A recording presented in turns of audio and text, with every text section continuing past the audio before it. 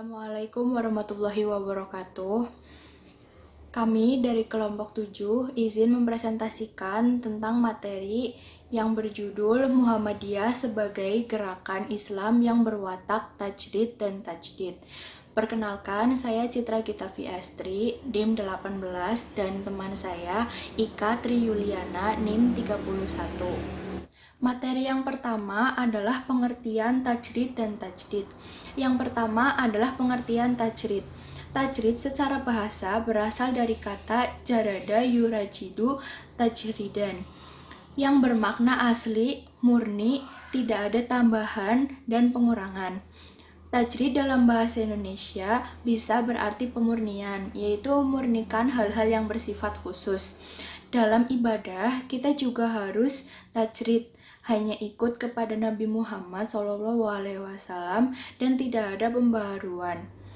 Lebih lanjut dikatakan bahwa Islam berkemajuan yang dimaksud oleh Muhammadiyah adalah Islam yang tidak sekedar muncul nilai ibadahnya, tetapi menjadi penyeimbang antara pemurnian dan kemajuan.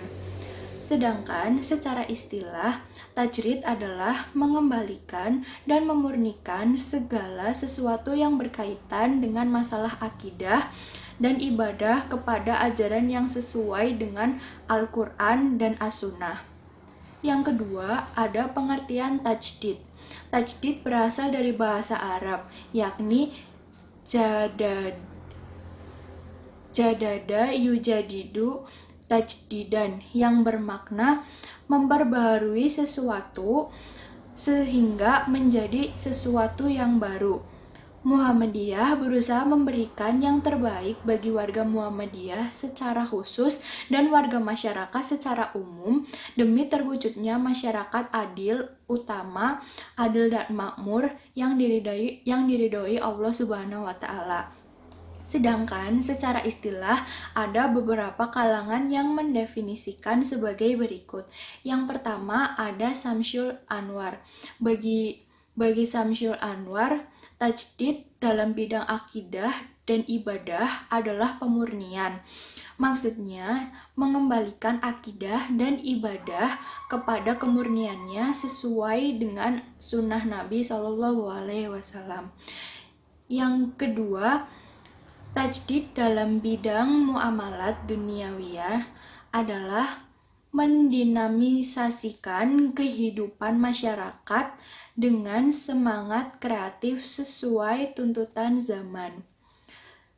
Menurut Din Samsyuddin, tajdid adalah penafsiran, pengamalan, dan perwujudan ajaran Islam, dan dalam artian pemurnian berarti pemeliharaan mata ajaran Islam yang bersumber kepada Al-Quran dan As-Sunnah.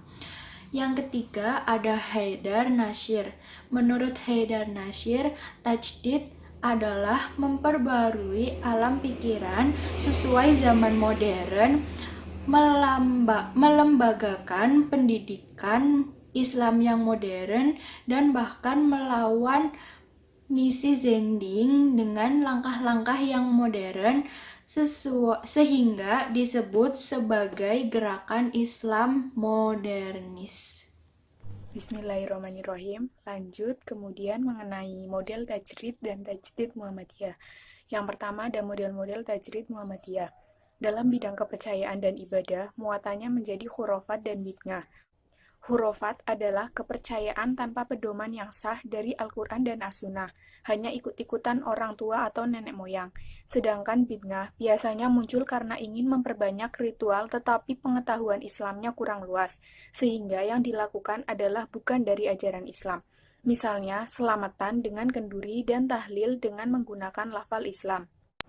Masyarakat Jawa pada umumnya menggunakan upacara selamatan dalam berbagai peristiwa seperti kelahiran, khitan, perkawinan, kematian, pindah rumah, panen, ganti nama, dan sejenisnya. Bentuk hurufat lain yang biasa dilakukan orang Jawa adalah penghormatan kuburan orang-orang suci sambil meminta doa restu, jimat, benda-benda pusaka dianggap mempunyai kekuatan goib yang mampu melindungi. Realitas sosioagama yang dipraktikkan masyarakat inilah yang mendorong Ahmad Dahlan melakukan pemurnian melalui organisasi Muhammadiyah. Yang kedua, model-model tajdid Muhammadiyah. Pertama, konkret dan produktif, yaitu melalui amal usaha yang didirikan. Hasilnya konkret dapat dirasakan dan dimanfaatkan oleh umat Islam, bangsa Indonesia, dan umat manusia di seluruh dunia. Suburnya amal soleh di lingkungan aktivis Muhammadiyah ditujukan kepada komunitas Muhammadiyah, bangsa, dan kepada seluruh umat manusia di dunia dalam rangka rahmatan lil alamin. Kedua, tajdid Muhammadiyah bersifat terbuka. Maksud dari keterbukaan tersebut, Muhammadiyah mampu mengantisipasi perubahan dan kemajuan di sekitar kita. Ketiga, tajdid Muhammadiyah sangat fungsional dan selaras dengan cita-cita Muhammadiyah untuk menjadikan Islam itu sebagai agama yang berkemajuan, juga Islam yang berkebajikan yang senantiasa hadir sebagai pemecah masalah-masalah. Dalam masalah akidah, Muhammadiyah bekerja untuk tegaknya akidah Islam yang murni, bersih dari segala kemusyrikan, bid'ah, dan khurafat tanpa mengabaikan prinsip toleransi menurut Islam. Sedangkan dalam ibadah, Muhammadiyah bekerja untuk tegaknya ibadah tersebut sebagaimana yang dituntutkan Rasulullah tanpa perubahan dan tambahan dari manusia. Usaha pemurnian yang dilakukan Muhammadiyah terhadap keadaan keagamaan yang tampak dari serapan berbagai unsur kebudayaan yang ada di Indonesia, yaitu penentuan arah kiblat dalam sholat, yang sebelumnya mengarah tepat ke arah barat. Yang kedua, bidang pendidikan. Dalam bidang ini, Muhammadiyah mempelopori dan menyelenggarakan sejumlah pembaruan dan inovasi yang lebih nyata. Bagi Muhammadiyah, pendidikan memiliki arti yang penting dalam penyebaran ajaran Islam, karena melalui bidang pendidikan, pemahaman tentang Islam dapat diwariskan dan ditanamkan dari generasi ke generasi. Selain pembaruan dalam pendidikan formal, Muhammadiyah juga telah memperbarui pendidikan tradisional non-formal, yaitu pengajian, di mana yang semula pengajarannya hanya mengajar ngaji dan ibadah, oleh Muhammadiyah diperluas dan pengajian disistemasikan dan diarahkan pada masalah kehidupan sehari-hari. Yang ketiga, ada bidang sosial masyarakat. Muhammadiyah merintis bidang sosial kemasyarakatan dengan mendirikan rumah sakit, poliklinik, panti asuhan, rumah singgah, panti jompo, pusat kegiatan belajar masyarakat atau PKBM, posyandu lansia yang dikelola melalui amal usahanya dan bukan secara individual sebagaimana dilakukan orang pada umumnya. Usaha pembaruan dalam bidang sosial kemasyarakatan ditandai dengan didirikannya Pertolongan Kesengsaraan Umum atau PKU di tahun selanjutnya adalah model gerakan keagamaan Muhammadiyah. Pertama, Muhammadiyah sebagai gerakan Islam. Yang kedua, sebagai gerakan dakwah amar ma'ruf nahi munkar. Yang kedua, Muhammadiyah sebagai gerakan tajdid. Pada dasarnya, Muhammadiyah telah menggagas mengenai penguatan basis gerakan sejak awal berdirinya. Bahkan dalam muktamar pada tahun 1970-an telah diputuskan untuk menggalang jamaah dan dakwah jamaah atau biasa disingkat dengan GCDJ. Hanya saja gagasan tersebut belum terimplementasi dengan baik atau secara maksimal dalam aktivitas gerakan organisasinya. Kesadaran yang sama muncul pada Muktamar ke-46 Yogyakarta dengan adanya program revitalisasi cabang dan ranting serta pembentukan Lembaga Pengembangan Cabang dan Ranting atau biasa disingkat dengan LPCR sebagai respon atas kondisi global dan tantangan yang akan dihadapi. Beberapa dekade yang lalu dirumuskan pembinaan jamaah, keluarga sakinah, dan roqyah thayyibah untuk memperkuat basis gerakan. Pertama yang akan dibahas adalah gerakan jamaah dan dakwah. Gerakan jamaah dan dakwah adalah penguatan kesadaran jamaah dan kepedulian mereka terhadap lingkungan sosialnya. Definisi jamaah adalah kumpulan keluarga muslim yang berada dalam suatu lingkungan tempat tinggal. Ajakan warga aktif merupakan landasan gerakan Muhammadiyah untuk mendirikan gerakan ini dan untuk memperjuangkan tegaknya kebaikan, menentang segala macam keburukan. Orientasi dari gerakan ini adalah membangun basis kehidupan dakwah bil halal di bidang pendidikan, sosial, ekonomi, dan kesehatan. Kiai Haji Ahmad Dahlan sebagai pendiri Muhammadiyah dan beberapa sahabatnya sangat peduli terhadap pembinaan jamaah. Beliau melakukan perjalanan keliling Jawa untuk melakukan pembinaan hingga ke Banyuwangi, Jakarta, dan Jawa Tengah. Itu artinya penguatan jamaah sudah menjadi platform dari berdiri dan pengembangan gerakan Muhammadiyah. Yang kedua adalah langkah penguat jamaah. Langkah pemberdayaan melalui penguatan institusi cabang dan ranting akan memberi kontribusi bagi penguatan kohesi sosial atau solidaritas antar warga di tengah meluasnya paham radikal yang cenderung anarkis belakangan ini.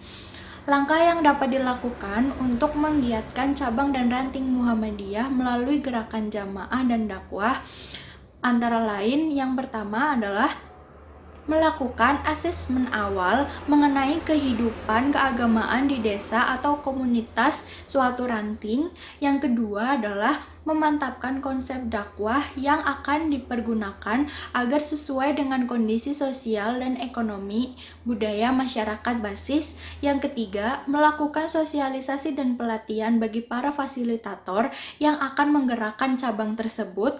Yang keempat, ada melakukan pendampingan dakwah jamaah. Yang kelima, ada memantapkan organisasi gerakan di akar rumput atau pimpinan ranting sebagai ujung tombak gerakan dakwah jamaah. Untuk mensinergikan langkah-langkah di atas diperlukan adanya keterlibatan berbagai lembaga amal Muhammadiyah seperti sekolah, rumah sakit, ataupun masjid dari seluruh daerah di Indonesia.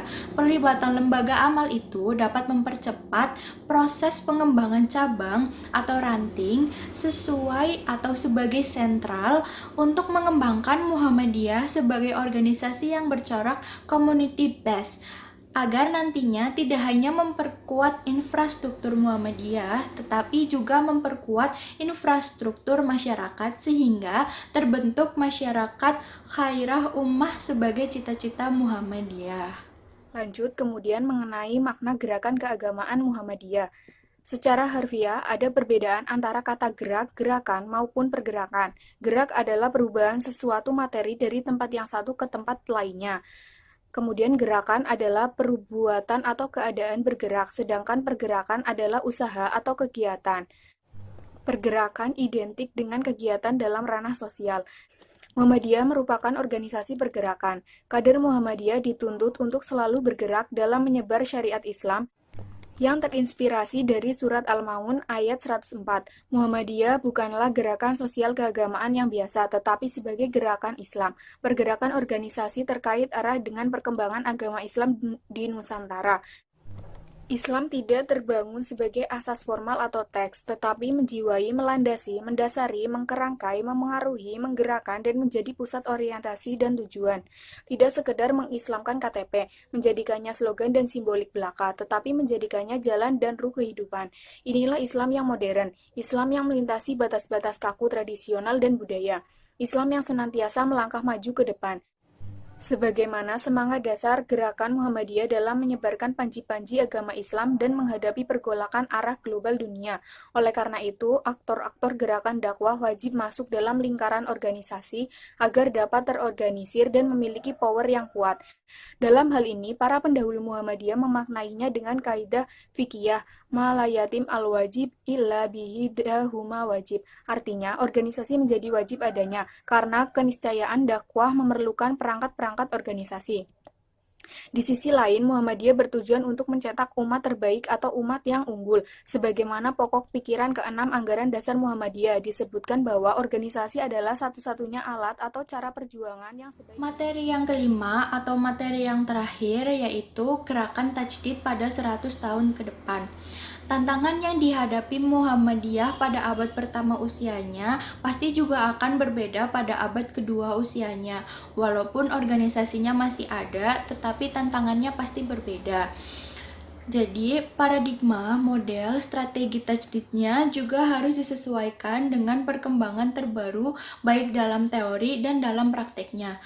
Muhammadiyah harus melakukan upaya pembaruan from within yang meliputi strategi pembaruan gerakan pendidikan, mengenal dengan baik dan mendalam metode dan pendekatan kontemporer terhadap studi Islam dan keislaman era klasik, lebih-lebih era kontemporer.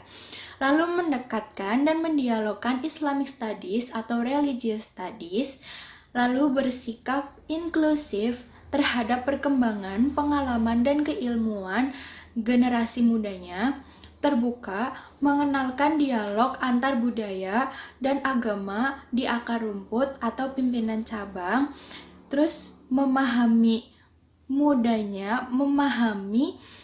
cross cultural values dan multikulturalitas dalam bidang fikih NKRI dan seterusnya. Tanpa menempuh langkah-langkah tersebut, gerakan pembaruan Islam menuju ke arah terwujudnya masyarakat dan peradaban utama di tanah air ini akan mengalami kesulitan. Memasuki fase kedua gerakannya, yakni memasuki abad kedua perjalanan sejarah Muhammadiyah, sudah tinggi waktu dan kesempatan untuk melakukan pembaruan paradigma tajdid di tubuh Persyarikatan Muhammadiyah.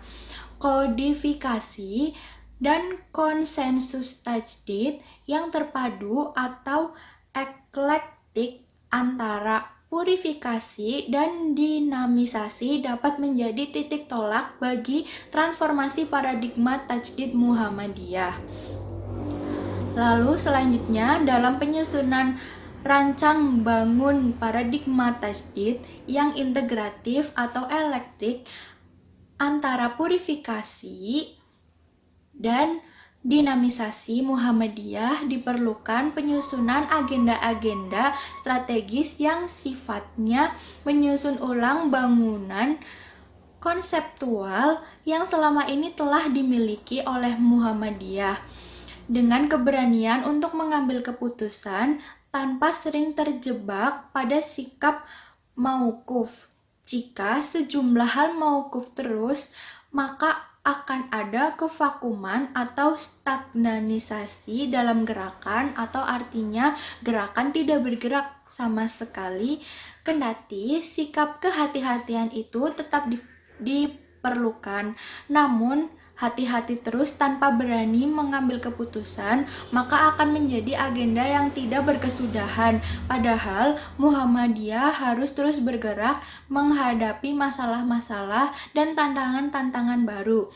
Dua materi strategis dapat diselesaikan dalam Muhammadiyah menyangkut fondasi pemikiran yang fundamental dalam gerakan Islam ini. Yang pertama adalah menyelesaikan atau memulai kembali penyusunan buku Risalah Islamiyah yang berisi tentang Islam sebagai aspeknya yang menjadi pandangan resmi Muhammadiyah. Tanpa memiliki pandangan yang substantif dan komprehensif mengenai Islam, maka akan sering terjadi tarik-menarik pandangan dalam Muhammadiyah mengenai hal-hal yang fundamental mengenai aspek-aspek ajaran Islam. Perumusan dan elaborasi risalah Islam yang komprehensif sekaligus dapat menjadi jawaban atas keperluan Muhammadiyah untuk memberi substansi atas slogan al-ruju ila al-Quran wal as-sunnah, sebagaimana selama 1 abad perjalanannya telah menjadi ikon sekaligus tema gerakan yang nyaring. Warga Muhammadiyah memerlukan pengetahuan yang luas dan keandalan mengenai isi dan metodologi tentang apa, kenapa, dan bagaimana caranya harus kembali kepada Al-Quran dan As-Sunnah yang Jika Muhammadiyah telah meneguhkan dirinya sebagai gerakan Islam, maka Islam yang seperti apa yang diyakini, dipahami, dan diamalkan oleh Muhammadiyah. Pokok-pokok pikiran tentang Islam sebagaimana terkandung dalam Al-Masail Al-Hamsah, matan keyakinan dan cita-cita hidup Muhammadiyah, pedoman hidup Islami warga Muhammadiyah, dan sebagainya merupakan materi awal dan pokok untuk kepentingan perumusan dan penyusunan risalah Islam tersebut. Kedua, mengembangkan konsep secara tuntas dan luas tentang manhaj tarjih mengenai 3 pendekatan dalam memahami Islam, yaitu bayani, burhani, dan irfani. Pengembangan yang bersifat elaborasi terhadap manhaj tarjih tersebut sangat diperlukan untuk memperluas cakrawala metodologis dalam pengembangan pemikiran Islam di lingkungan Muhammadiyah. Ketiga pendekatan yang bersifat integratif tersebut, bayani, burhani, irfani, sebenarnya dapat memecahkan atau merupakan jalan keluar dari kebuntuan atau ekstremitas yang selama ini menjadi bagian yang dianggap krusial dalam dunia pemikiran Muhammadiyah. Langkah yang diperlukan ialah pertama, melakukan teoretisasi di mana ketiga pendekatan tersebut ditarik ke level epistemologi agar manhaj, tarjih, tajdid, dan pemikiran Islam dalam Muhammadiyah memiliki bangunan epistemologis yang kokoh dan berada dalam paradigma perspektivisme atau banyak perspektif tidak tunggal, baik yang terintegrasi dengan ilmu-ilmu Islam klasik maupun kontemporer. Kedua, elaborasi metodologis, yakni menurunkan kerangka berpikir pada ketiga pendekatan tersebut ke dalam berbagai cara berpikir atau metode yang lebih detail, terutama ketika menjelaskan dimensi-dimensi ajaran Islam seperti akidah, ibadah, akhlak, dan muamalah. Ketiga, mengagendakan tajdid di bidang dakwah, organisasi, amal usaha, pengembangan kader dan anggota, dan berbagai model aksi gerakan agar Muhammadiyah tampil menjadi gerakan Islam yang unggul dan bergerak di garis depan dalam dinamika kehidupan umat, bangsa, dan perkembangan global. Muhammadiyah sebagai organisasi dituntut untuk tampil lebih reformis, produktif, emansipatoris, dan partisipatoris di tengah lalu lintas dinamika gerakan-gerakan keagamaan dan gerakan-gerakan sosial kemasyarakatan yang semakin kompetitif saat ini. Di abad keduanya, Muhammadiyah harus berpikir keras untuk merumuskan gerakan tajdid kembali sebagai formulasi perjuangan membangun peradaban. Rumusan tajdid baru inilah yang kemudian di abad kedua menjadi fokus perjuangan Muhammadiyah dalam tataran nasional dan masyarakat global. Oleh karena itu, mungkin yang perlu dipertimbangkan dalam menyusun agenda tajdid abad kedua ini yaitu pertama, penegasan kebangsaan bahwa Indonesia sebagai Darul Ahdi wa Syahada pada Muktamar ke-47 di Makassar lalu harus disistemasikan. Hal ini menimbang bahwa konsep demokrasi di Indonesia tidak sepenuhnya berjalan baik, bahwa sesungguhnya kehidupan di dunia ini kita tidak benar-benar bebas dari cengkraman dan target kaum Firaun dan Abu Lahab. Kedua, dalam dunia internasional, Muhammadiyah harus mengagungkan suaranya untuk peradaban dunia yang lebih baik lagi. Misalnya, khusus untuk umat muslim di dunia.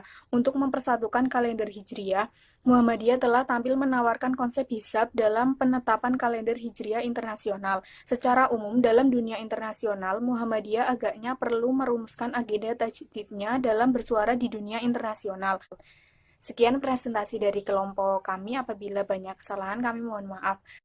Wassalamualaikum warahmatullahi wabarakatuh.